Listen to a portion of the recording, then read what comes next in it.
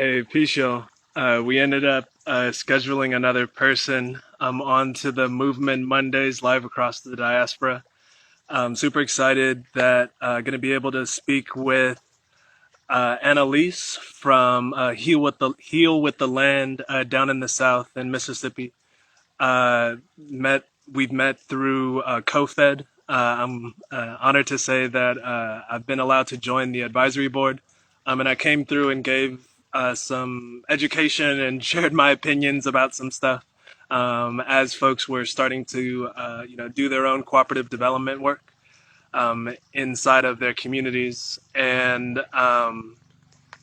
yeah, I mean, I'm always seeking to figure out how can we continue conversations going across the country and across like the world, really, to put it bluntly. So you know I'm really excited to hear more about what Annalise is up to, because man, land work is close to my heart.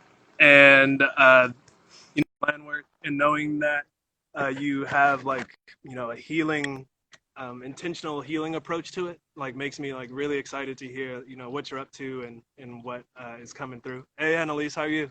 What's up? Good. How are you? Man, I'm doing good. Today is it's hectic in a good way, and lots of good things are coming through. Really excited about the conference, and glad we got connected. Cool. Yeah. Yeah, thanks for having me. I did want to say first, you have Rochelle, my co-founder's photo, and then my bio, but it's cool because Ah, okay. but I I sent will. on email, so you have all. Okay. Yeah, that's what happens at the. Yes, but Yeah. thank you. I will change it as soon as we can. No, shout out Rochelle. She's here in spirit too. Yeah, for sure. So I'm curious, how did Heal with the Land start? What's you all's origin story? Yeah, so we were working together on a 4-week herbalism course that Rochelle was facilitating for Common Healing this summer when we relaunched. So Common Healing started as a physical healing center when I was living in London, uh, Mm, and it was just a 3-month pop up to test concepts of affordability and different business models. Um, we were going to open a long-term space, but the pandemic happened. So I came back to the US. That was already as planned and fairly timely. But then I sat with how to bring common healing into the world as we know it. And brick and mortar was not something I saw happening for 5 years. Um, so I decided to launch as an online space, but there's plenty of yoga studios. There's plenty of just healing spaces that have gone online. So I wasn't mm, trying to compete with my friends who had studios or other things like that. And I was like, what doesn't exist yet? So I just decided to. I was doing a lot of research on Black radical education, and I realized that the way I perceive healing, which is transformation, self-reliance, liberation, healing achieves these things, I saw that as the function of education too through my research, or what education should do. um, mm. so then I was like, cool, a school, common healing's a school now. um, so yeah, me and Rochelle rolled out that first course together, and we both practice similarly, so our way of relating to people is very similar, and our way of working together, or not similar but complementary. So that went really well. And then we were just talking, and we realized we both have this vision for a retreat center. And we have very extensive visions for this. And we realized that they met in a lot of similar places and similar principles. So we just kind of began conversations around it. And then it was like we hit a conveyor belt. We found a property. We just started fundraising. We're like, okay, I guess we're doing this now. So we're just following our ancestors' guidance. I should. And so the retreat center is closer than you thought it would be in this point? Yeah, way closer. I think I saw that as a 5-10 year goal probably. But we felt just with everything last summer and or this past summer that now is the time. We need these spaces and we don't know what the future looks like. So what does it look like to keep healing, be safe while healing. Um, and then, yeah, we went and visited this property in West Tennessee, and it was just everything we wanted. So we started a fundraising campaign. So far, we've raised 7,000. We're just under 7,000. Yeah, Hey, in a few months, and I would say we haven't like hit the gas yet at all. Like that's just us kind of like a lot of our energy right now is going into building infrastructure and like internal organizational infrastructure. So like relating to these people that are helping us. How do we deal with conflicts? How do we manage accountability? What are our values, our principles? What mustn't we stray from? Like, what are our goals? And just getting clear on all of that. yes. And yeah, it's just kind of happening. We have this digital festival this coming weekend, and it's the same weekend as the Solidarity Conference. That's exciting though. Yeah, it's kind of because we do aim to serve.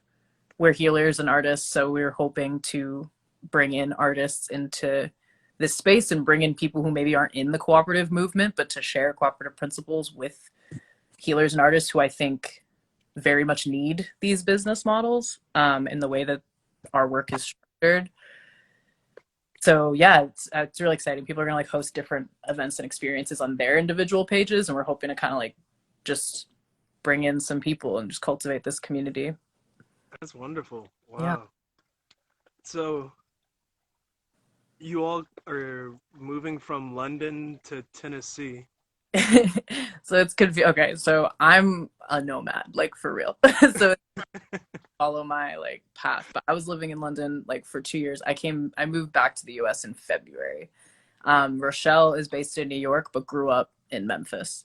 And then I moved down to Mississippi over the summer for a job. And yeah, I'm making the shift up to Tennessee soon. Awesome. So like lots of seeds being planted in many places. Yeah, and that's something that is very um on the forefront of my mind is like what does it look like to connect people and have different places that we can be safe and we can be held. So I am thinking, I'm like, oh wait, one property is possible. What does like a network of these spaces look like?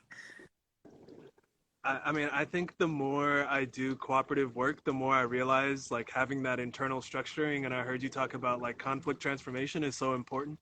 I'm curious if you could share some like some words of wisdom for folks because I think it's something we all have to face. And personally, I have I have some fear around like conflict, but I know that it comes up and it's it can be healthy.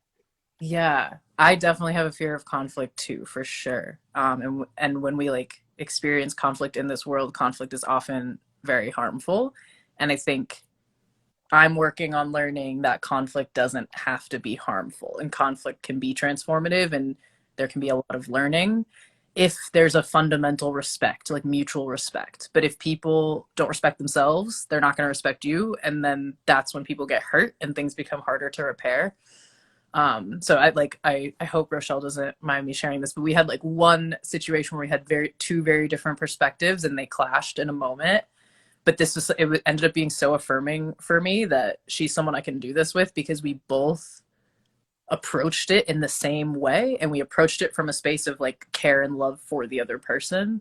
And then we ultimately realized the different points that we were both advocating really hard for was actually like the container that held both of those perspectives was our strength, and the fact that we both held those corners is not something to meet in the middle on. It's actually like we both need to hold those places. Yeah. Feel that one. That one's right. Yep. Okay. Someone asked if we were able to buy the land. Not yet. My goal is before whoever takes this whatever seat in January, I want that land to be cooperatively held. Do you mind sharing how much the land is going for? Yeah, so the listing price there's about 37 acres, and then there's like a property right behind it that's another 7 acres, I believe. So the main property is 263,000, and that includes like a Quonset house, which is tornado resistant, and it's like people can live in it immediately. There's a carport, there's a barn with stables and a goat pen, and then there's an additional 7 acres that has like another structure. The house would need to be renovated, I think, before someone could stay in it.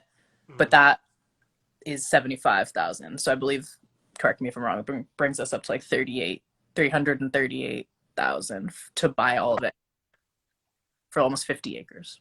Are you all looking for like a down payment, or are you like trying to raise all of it right now?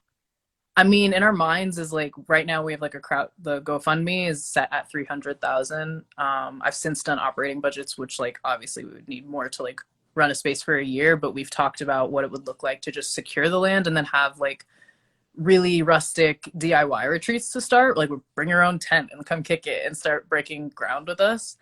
Can Um, you let me know if you all start building Earth ships? Because I want to try and build one. we want to build ecodomes. Are you like into ecodomes? Help I us. haven't learned about those yet. We haven't either, but we want the Tennessee to like be these ecodomes Okay. for sure. Yeah, but I think that I don't want debt, and I think as like two black femme people, we're both like to own this outright and to like secure futures for like a community. Like, what does that look like? So I think in our minds we really want to own this outright. But I wonder if there's like possibilities for like, cool, we have 100K, can we secure this property with 100K and then like raise the rest? So we'll, I guess, see how that plays out. Right. Well, yeah, Repair Nations is doing like a retreat type thing in East Oakland. The project's called Wakanda or Okanda, depending on how you pronounce it. And it's all about like bringing together artists and healers and makers into a two-story live-work building. That sounds so. Uh, and we would love to have that like networking piece and like share info and all of that stuff. So Yeah, yeah, hopefully we can keep connected. Mia Kasua is part of that group too. cool. I'm here for it. Like, what does the pandemic like current activities look like for you all? So we have this digital festival this coming weekend, and then just we meet via Zoom because a lot of our support is homies in London, and we're like expanding, but that's like this in its origins is very international, um, Nice. with like Rochelle's like grounding in the South, like generations of grounding in the South. So we the pandemic doesn't really affect that in that way because we can still connect. But I have like wondered about because in my mind I just am preparing for like 4 years of social distancing. So what is a socially distanced retreat? Like, what does that look like, and how do we? Well, I think they should always be socially distant. I don't want people running up on me at a retreat center. I feel I've had my healing experiences like is very close. Like everyone's very very close when you're healing, Okay. but I'm open to less closeness. I wasn't, that was a bit much for me. So I'm open to it. And I think yeah, with Tenson, like being outside, it feels like that's safer. Like you're not contained in an inside space. But yeah, just continuing to build out, for me, a strong foundation is super, super important. And I think that just takes time and practice together, and we have to struggle together. And um, building relationships with, like we talk about this network of co-ops that would hold co-ops. So what is our contribution to that network now? And we talk a lot about the education piece. Because like I come from spaces, my background is in entrepreneurship in school. So like a lot of people I know, co-ops like are not something that they're aware of or investigating or open to or thinking about. And I think Rochelle has a lot of people in community that maybe aren't as like deep into solidarity economy stuff. So like what does it look like to just share our journey along the way? We're learning, and we're very like we're present with that. We don't claim to know everything. We don't claim to be experts. We're young.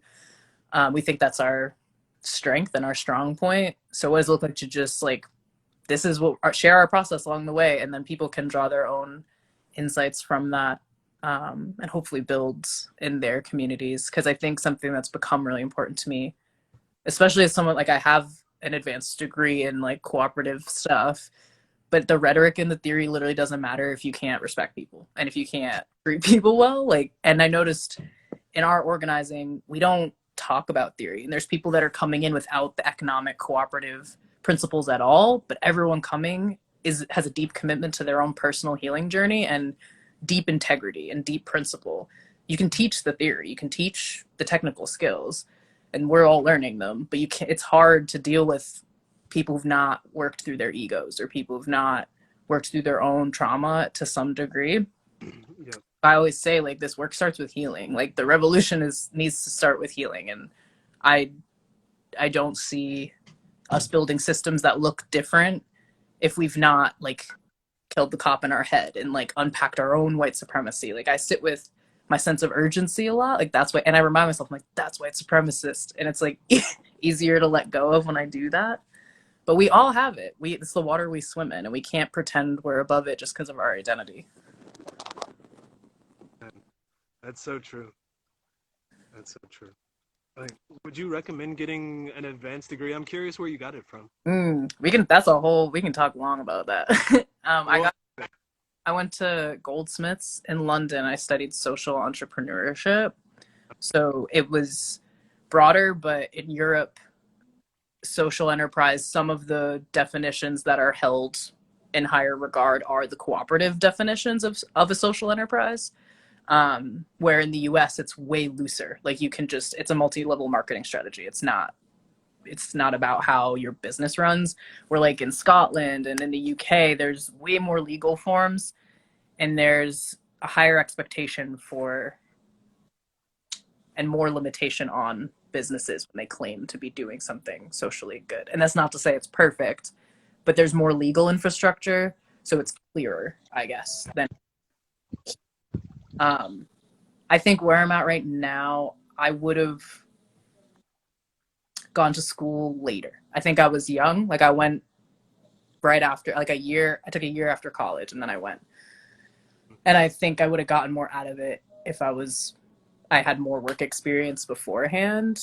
Because I just went out and like started a yoga studio. Like I was just like, I don't want to be in school anymore, and this isn't how I want to learn. So I think if I just given myself the space to experiment and try things, I might have taken more from the program. And I'm like open to further, like I've thought about like what does like a PhD in an Africana studies department doing this work look like, but I'm nowhere near, I can't handle it. I just want to make money and like work and like build myself in that way right now. man, well, wow, I love your ideas, Annalise. I hope we stay connected because For sure. it sounds like you have some big things cooking, and a lot of things are like manifesting right now. So Feel it. Thank you for having me. yeah, wow. Thank you for reaching out. And did you want to give a brief shout out about CoFed before we? Hell yeah, of course. I love CoFed. CoFed is my favorite nonprofit right now. I haven't worked closely with Repaired Nation, so that's why I say that. But CoFed is, and specifically like Suparna and Dallas, they're angels. They are doing the Lord's work. I don't even know. It's just so critical, the space that they're holding and cultivating, and the sharing of resources, and just the like support of us as people, like all around. They've provided me with immense support. And this work isn't just about like the transactions or like the co-op development. This work is about human development. Um, but then they also come with the technical skills too. So I want to see like everybody supporting CoFed because what they're doing is so important. I think they're a critical agent in building out this network of Black, Brown, queer, trans worker cooperatives and like that are emerging. Yeah, yeah. I hope people go to their website, cofed.coop, I think, right? I think so. And well, you'll find it if you search it. But Yeah. I appreciate you, Annalise. Thank you for taking some time today. Oh yeah. Have a good day. Yeah, you as well. Take care.